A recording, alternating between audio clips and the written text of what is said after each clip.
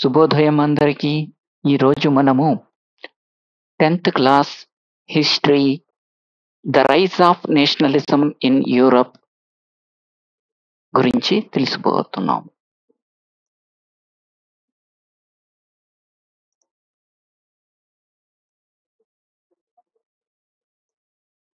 The rise of nationalism in Europe. ఈ యొక్క image చూడండి. ఇందులో జీసస్ క్రైస్ట్, ఏంజల్స్ పైనుండి ఒక సన్నివేశాన్ని చూస్తున్నట్టుగా ఈ చిత్రకారుడు గీశాడు. ఇందులో స్టాచ్యూ ఆఫ్ లిబర్టీ కూడా ఉంటుంది. ఈ స్టాచ్యూ ఆఫ్ లిబర్టీకి ముందు చాలా మంది తమ యొక్క జెండాలు పట్టుకుని వెళ్ళడం చూస్తూ ఉన్నాము. ఇందులో ఆల్రెడీ యుఎస్ఏ, స్విట్జర్లాండ్ దేశాలకు చెందినటువంటి వారు ఆల్రెడీ ఈ స్టాచ్యూ ఆఫ్ లిబర్టీని క్రాస్ చేసి ఉండడం మనం గమనించవచ్చు. వాళ్ళ వెనకాల ఉన్నది ఫ్రాన్స్ వారు.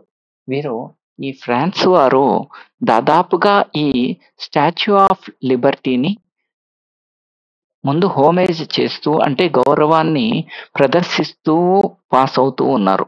వారి వెనకాల జర్మనీ వారు, వారి వెనకాల ఇంకా దేశస్థులు ఉన్నారు. ఓకే, ఇది ఏమిటి అంటే ఫెడరిక్ సోరీ. ఎవరండి? ఫెడరిక్ సోరీ అనే అతను 1848లో ఒక కళ కన్నాడు. ఆ కళ పేరే డెమోక్రటిక్ అండ్ సోషల్ రిపబ్లిక్స్. ఏమిటండి ఆ కళ? Democratic and social republics. ఇతను ఈ యొక్క కళను 4 సిరీస్లలో ప్రిపేర్ చేశారు.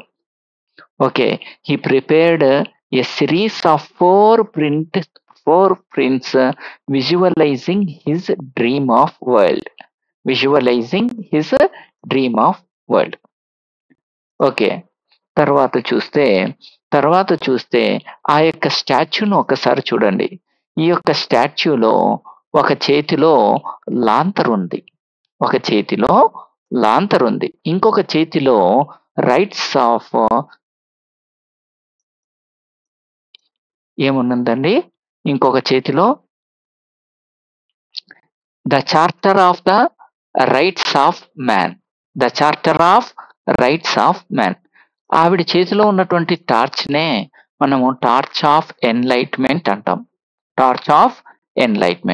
ఒకవేళ అక్కడ ఫోర్గ్రౌండ్ లో చూస్తే ఆ ఇమేజ్ అనేది the image lie the shattered remains of symbols of absolutist institutions అని, అంటే మోనార్కిజం యొక్క సంబంధించినటువంటి చిహ్నాలు ఆ యొక్క ఇమేజ్ కింద మనము చూస్తున్నాము.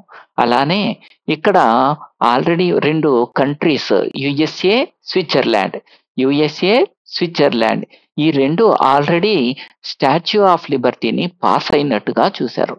విచిత్రం ఏమిటంటే ఇతను చూసినటువంటి కళ 1848 అయితే 1848 అయితే అంతకు మునిపే యుఎస్ఏ, స్విట్జర్లాండ్ అనేవి జాతి రాజ్యాలుగా, నేషన్ స్టేట్స్ గా ముందుగానే ఏర్పడి ఉన్నాయి.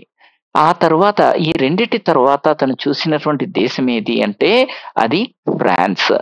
ఏదండి? ఫ్రాన్స్ ని రెవల్యూషనరీస్ ఏ విధంగా కనిపెట్టొచ్చు అని అంటే ట్రై కలర్ ఫ్లాగ్ తోటి వారు వెళ్తూ ఉన్నారు. అలానే వారి వెనకాల ఉన్నటువంటి వారు Germans.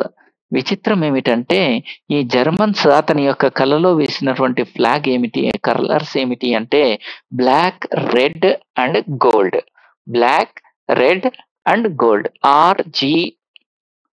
RBRG, black, red, gold. విచిత్రమైనటువంటి విషయం ఏమిటంటే ఇతను కళ చూసినప్పుడు జర్మనీ అనేటువంటి నేషన్ స్టేట్ ఏర్పడలేదు. జర్మనీ అనేటువంటి నేషన్ స్టేట్ ఎప్పుడు ఏర్పడిందండి? 1871లో ఏర్పడింది. 1871లో ఏర్పడింది. అయితే అదే మనకి ఇక్కడ ఉన్నటువంటి ఇంట్రెస్టింగ్ న్యూస్ ఇన్ ఫెడరిక్ సోరియో కళ. ఏమన్నాడండి ఫెడరిక్ సోరియో? నేను కళ చూశాను అన్నాడు. ఏమి కళ అంటే అది democratics of social republics.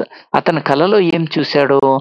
Christ, Angeles అవి పైన ఆకాశం నుండి చూస్తున్నట్టుగా, దీవిస్తున్నట్టుగా మరియు స్టాచ్యూ ఆఫ్ లిబర్టీకి ముందు నుండి కొంతమంది ప్రజలు అంటే వివిధ దేశాలకు చెందినటువంటి ప్రజలు తమ యొక్క ఫ్లాగ్స్ ని పట్టుకొని వెళ్తూ ఉండడం చూశాడు.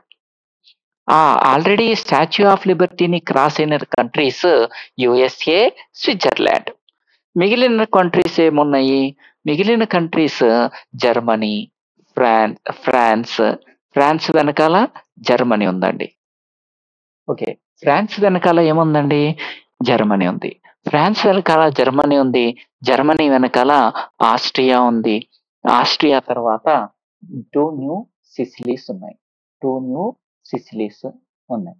ఓకే, 2 న్యూ సిసిలీస్ ఉన్నాయి. తర్వాత Lombardy, Poland, England, Ireland, Hungary, Russia ఉన్నాయి. ఓకే, ఫ్రాన్స్ అయితే ఫ్రాన్స్ ని ఎలా గుర్తుపెట్టగలము అంటే తమ యొక్క రివల్యూషనరీ ట్రై కలర్ ఫ్లాగ్ ద్వారా గుర్తుపెట్టగలం. జర్మనీ అయితే బ్లాక్, రెడ్, గోల్డ్ యొక్క ఫ్లాగ్స్ ని బట్టి మనం గుర్తుపెట్టగలము. ఓకేనా? తర్వాత కనుక చూస్తే ఇందులో మనకు కనిపించేది ఏమిటంటే nation states and modern states. Nation state, modern state. Nation state, modern state అండి. Nation state, modern state. Nation state, modern state. Nation state అంటే ఏంటంటే జాతి రాజ్యాలు. The majority of its citizens and rulers came to develop a sense of common identity. తాము ఒక్కరమే అని చెప్పుకోవడానికి ఒక కామన్ ఐడెంటిటీ అనేది వాళ్ళు డెవలప్ చేసుకుంటారు. అలానే షేర్డ్ హిస్టరీ, అలానే వాళ్ళందరికీ చెందినటువంటి ఒక కామన్ గా ఉన్నటువంటి హిస్టరీని వాళ్ళు కొనుక్కుంటారు. లేకపోతే వారంతా కూడా ఒకే పూర్వీకు వారుగా వారు పరిగణిస్తారు. అటువంటి రాజ్యాన్నే నేషన్ స్టేట్ అంటారు. మోడర్న్ స్టేట్ అంటే ఏంటండి అంటే ఇది a centralized power exercised sovereign control over a clearly defined majority. Over a clearly defined majority. Over a clearly defined majority అండి. ఓకేనా? మర్చిపోకండి, over a clearly defined majority. Nation states కి examples ఏంటి అంటే France, German etcetera, Switzerland, USA ఇలాంటివి ఉంటాయి. Modern states కి example ఏంటంటే అన్ని డెమోక్రటిక్ కంట్రీస్ మోడర్న్ స్టేట్స్ యొక్క ఎగ్జాంపుల్స్. అలానే parliamentary form of the government, ఇది కూడా మోడర్న్ స్టేట్ యొక్క ఎగ్జాంపుల్. ఫెడరల్ గవర్నమెంట్స్, ఇవి కూడా మోడర్న్ స్టేట్స్ యొక్క ఎగ్జాంపుల్సే. నేషన్ స్టేట్స్ అనేవి దేని మీద ఆధారపడి ఉంటుంది అంటే it depends on nationalism, the idea of nationalism. అదే మోడర్న్ స్టేట్ అయితే దేని మీద ఆధారపడి ఉన్నట్టుంది? This is a form of the government. It strengthen the concept of sovereign. ఏ కాన్సెప్ట్ మీద ఆధారపడి ఉంటుందండి మోడర్న్ స్టేట్? సోవెరైన్. తర్వాత నేషన్ స్టేట్స్ అనేవి ఈ రోజుల్లో అందరి చేత ఆమోదయోగ్యమైనది.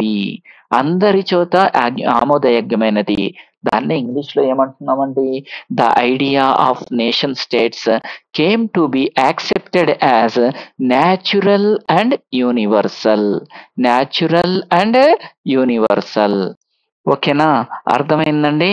ఓకే, చూడండి, మనం ఈ యొక్క లెసన్ లో అంటే ద రైజ్ ఆఫ్ నేషనలిజం అనేటువంటి లెసన్ లో మనం ఏమేమి చదవబోతున్నాము అంటే the French revolution and the idea of nation first topic. Second topic ఏంటండి? Making of nationalism in Europe.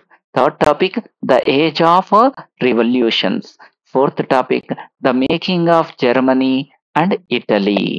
Fifth topic visualizing of the nation.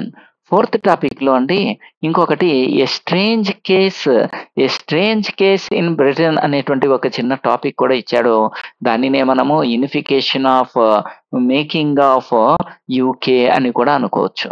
తర్వాత visualizing the nation, nationalism and imperialism. Nationalism and ఇంపెరియలిజం.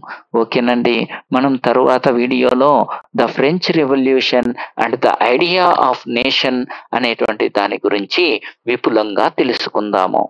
Okay, ధన్యవాదాలు. నా ఈ యొక్క ఛానల్ని subscribe చేసుకొని మీకు వీలైనంతగా మీ friends నుండి కూడా సబ్స్క్రైబ్ చేయించడానికి ప్రయత్నిస్తారని భావిస్తున్నాను, కోరుతున్నాను. ధన్యవాదాలు.